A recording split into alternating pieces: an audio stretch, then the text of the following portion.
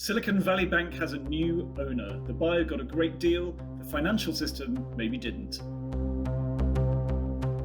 First Citizens, a bank based in North Carolina, snapped up most of Silicon Valley Bank after a weekend deal brokered by American regulators.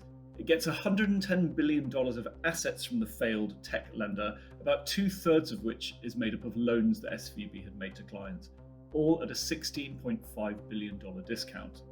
Understandably, First Citizens investors are quite pleased by this. Shares in the company were at more than 60% by the middle of Tuesday.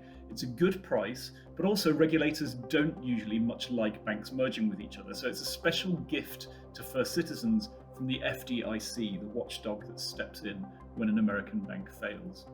The problem with all of this is that in finding a buyer for SVB, the regulators have effectively taken quite a big bank and made it enormous. First Citizens had already doubled in size when it bought rival CIT, a deal that closed last year, and now it's doubling in size again. And one of the lessons from the Silicon Valley Bank collapse was that regulators aren't great at keeping tabs on banks that are growing very rapidly. First Citizens' balance sheet is now, as it turns out, the same size as SVB's was just before it failed.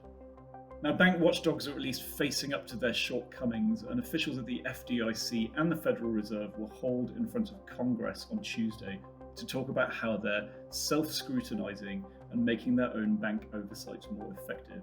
But if the wobbles in the banking sector are going to result in the creation of new megabanks like First Citizens at the stroke of a pen, then the regulators will really have to get their skates on.